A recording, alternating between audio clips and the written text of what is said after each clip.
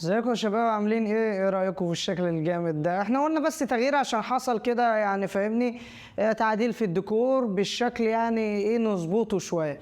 بس احنا بس قلنا يعني ايه نطلع خلاص كده الدنيا خلصت والدوريات كلها بتشطب وفاهمني والخمس دوريات الكبرى عرفت الدنيا ماشية ازاي وحتى يعني فاهم الدوري المصري عرف اللي الدنيا ماشية ازاي. فقلنا نتكلم على نقط بسيطة هي مخلياني الواحد متعصب ليها. الحوار العنصرية اللي هي بتبقى باينة جدا اللي هي ايه. هي بتحاول تساعد للفريق اللي انت بتشجعه، لكن اللي خصمك ده هو اللي بيتأذي. فده نظام الكورة وانت كان خلي بالك. احنا عرفنا نظام العنصرية ده من ايطاليا فاهمني، من ايام بونوتيلي والنظام وبتاع. بس كانت غريبة قوي لما تكون في اسبانيا وبتبقى بالزيادة قوي كده، ويبين لك ان الفشل والإدارة بنظام الدوري يعني إدارة الدوري بطريقة زي الزفت، واللي يبين لك اللي الناس في الضياع. احنا هنتكلم على فينيسيوس يعني خلاصة الكلام كده. الراجل عرفوا نقطة ضعفه وبيستغلوها، والأستاذ فينيسيوس بيديلهم الفرصة زي دي. هو الراجل حقه يتكلم ويعمل اللي هو عاوزه، بس انت ما ينفعش تبين النقطة دي. بس الموضوع زاد قوي لما تلاقي الجمهور بتاع فالنسيا كلها بتتكلم على فينيسيوس وتقول لك ايه ارحل مش عارف ايه بتاع. طب ده ينفع؟ ما ينفعش. النظام اللي يبين لك بقى في ايه اللي هو انتوا عايزين ايه دلوقتي. طب انت دلوقتي في عقوبات المفروض تتعمل، في عقوبات المفروض تتعمل للفريق اللي بيتضر او حتى على الاقل يعني. فيعني الفيفا طلعت تصريح بعد ما حصل الماتش ده. المفروض لما تلاقي ناس بتسيء للاعب المفروض توقف، وتلاقي المذيع اللي في الاستاد يعرفهم اللي انتوا لو فضلتوا مكملين على النظام ده الماتش هيتوقف وهيتحسب للفريق الخصم اللي هو كسبان 3-0. ده النظام. لكن انت فاهم حكام اللهم صل على النبي بتاعت اسبانيا في الضلاله خالص يعني انت فاهمني. فانت الحوار ده بيعمله مع فينيسيوس كده قال عشان هو شكله وحش. يا عم خلة ربنا هو مش شكله وحش ومش الافوره، هو بس عشان لاعب مؤثر فالموضوع زاد قوي عليه. فانت النظام ده هيفضلوا مستغلين اللاعب للنظام ده عشان شافوا نقطه ضعف ليه. فانت دلوقتي المفروض هو خفيرتي بس يعني تلاقي لك خازوق كده يقول لك ايه هو انا همنع ازاي من العنصريه. لا انت المفروض تطلع قرار صارم وتطلع حاجات كده اللي المفروض اي حد يبقى يتعنصر على اي لاعب، مش لازم على فينيسيوس، على اي لاعب تتظبط الدنيا. واللي مضايقني برضو اللي ريال مدريد مش واخد الموضوع جديه اصلا، مش واخد الموضوع اللي هو ايه يا جماعه احنا نطلع تصريح او بتاع. لا مفيش. انت كل اللي بيحصل في الماتش هو حرام يعني. ما انت ما يبقاش انت لاعب بيتضرب بقاله يجي حوالي 10 دقايق والناس عماله تخنق فيه، ولما انت تشوف الفار اللي هو بيزق لاعب كده تطرده. طب ده يرضي مين ده؟ طب ده يرضي مين؟ انت قول لي. انت مش لاقي حاجه تقولها. انت لما النظام ده يحصل وتلاقي المشاكل اللي زي دي تعرف اللي فيه فساد. تقول لي قضيه نجريرا، تقول لي قضيه فينيسيوس. هي شكلها انتوا اللي بتعملوا الفتنه دي. انتوا عايزين توصلوا لايه برضو؟ ما انت خلي بالك الراي ده يعني. بص الواحد بيقول الكلمتين دول عشان هو مخنوق ومتضايق من الهبل اللي بيحصل ده. انت دلوقتي عايز ايه؟ انت قول لي ايه الدنيا ماشيه معاك ازاي؟ يعني انت كاداره كده للاتحاد الليجا انت قول لي ازاي يا راجل؟ ده انت طلعته عن شعوره، خليته يقول لك ايه اللي خد احسن ناس في العنصريه هي الدوري الاسباني. وتستاهل. وتستاهل. اللي هو في ماتش الساسونا اما كانوا بيسلموا على الحكام هو ما سلمش. هو فينيسيوس الوحيد ليه الحق، ليه الحق اللي هو يعمل كده، وليه الحق اصلا اللي هو المفروض يعمل اكتر من كده. وانت كحكم اللهم صل على النبي عليك مريح دماغك اصلا. انت بتكلم مين اصلا؟ انت في البلاله. انت لما تلاقي الناس بيضربوا فيه وانت مش واخد بالك ما عملتش في دي فار وجاي تعمل فار في دي في بتاعت فينيسيوس لما مد ايده. طب ده يرضي مين ده؟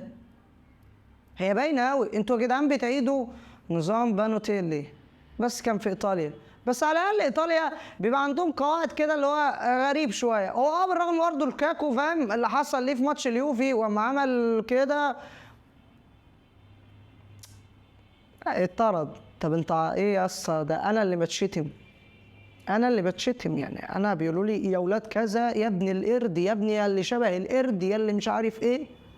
ما هو الموضوع لما يزيد عن حده لازم تعمل عقوبات. اقول لك على حاجه يا عم، كلكم شفتوا الفيديو ده كله، الفيديو بتاع ستيرلينج لما يقول له واد كان بيصوره وهو ايه، لا وهو في تشيلسي، وقام قال له هي بيبي وبص له بصه كده وسكت ستيرلينج. بعديها اللاعب ده اتوقف اصلا، مش هيخش يعني فاهم مطوشه في الدوري الانجليزي الى مدى الحياه، مش هيخش في بريطانيا اصلا الى مدى الحياه. انت عايز ايه بقى؟ ما اصل كلام غريب وكلام ينرفز وكلام فيه عبط. عبط لما انت تلاقي انت كده بتظلم، انت كده ما بتحلش، انت كده بتظلم. طب انت كده عملت ايه؟ انت كده اصلا فاهمني، سيبك من الدوري واقع اصلا والدنيا بايظه ومفيش يعني زي حقوق، بس يعني مفيش كده تخليك اللي انت تبقى مبسوط تتفرج كده. يعني الكلاسيكو مش زي الاول، مش زي زمان، مش زي ما كلنا ايه ده يا جدعان كلاسيكو يوم السبت وبتاع، لكن عادي ممكن تتفاجئ ان ماتش برشلونه والريال بيتلعب يوم السبت. طيب لو انا فضيت دنيتي ابقى اشوف اتفرج عليه. ايه يا عم ده؟ انت في حاله اللي انت المفروض تظبط نفسك، لكن انت بتقع في القاع، انت بتودي نفسك في داهيه بالهبل اللي انت بتعمله ده. ما اصل ده مش حل. انت حليت ايه؟ انت ما عندكش مبرر حتى لرابطه الليجا عامه تتكلم فيه. يا جدع انا لقيت طلع كده طراطيف كلام اللي هم بيتريقوا على جافي، يقولوا له يا ابني بيكيه ويا ابني مش عارف ايه. طب انت عايز ايه دلوقتي؟ يعني اكتر بلد كانت فيها عنصريه هي ايطاليا وانجلترا، وانت فاهم النظام ده. اتعمل يا باشا قوانين. انت دلوقتي في يعني انت في عصر حديث، يعني في نظام، في يعني اللي بيغلط بيتحاسب. اللي يعني انت اكيد مش هتطرد الجمهور وتديلهم الطرد ولا بتاع، بس تعمل النظام اللي قال لك عليه انفانتينو. قال لك يا باشا في نوش، في عرقبه كده في الملعب والدنيا مكهربه والناس بتهدف ويا قرد ومش يا قرد، لا لا لا يا باشا وقف الماتش. ولو فرقتك انت اسمعت انت هتوقف الماتش لو انت فضلت تصيح كده زي الكلاب. ايه يا عم؟ ما اصل برضه فاهمني ده عطل ومستفز، ده هبل. انت بتشوف انت الحوار ده انت بتتعصب كنفسيا كده، انت فاهم يا عم؟ خلاص يا عم مره وتحصل، لكن انت ايه؟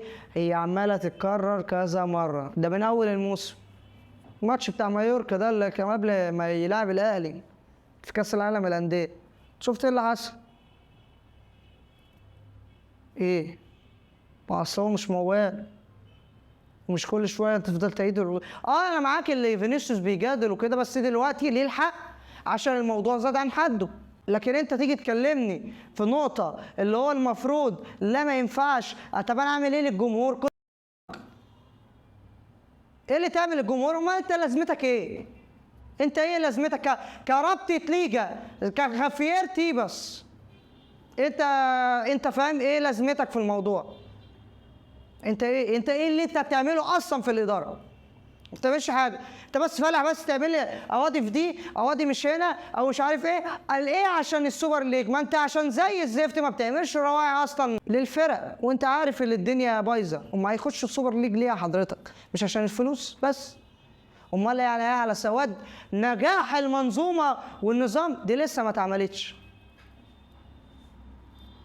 فانت الهطل اللي انت بتعمله ده او الهطل بتاع الدوري الاسباني بقى باين وبقى فايح.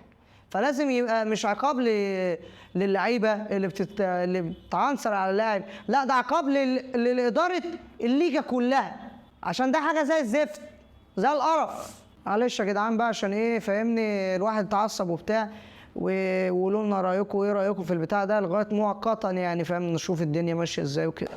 وكل سنه وانتم طيبين. سلام.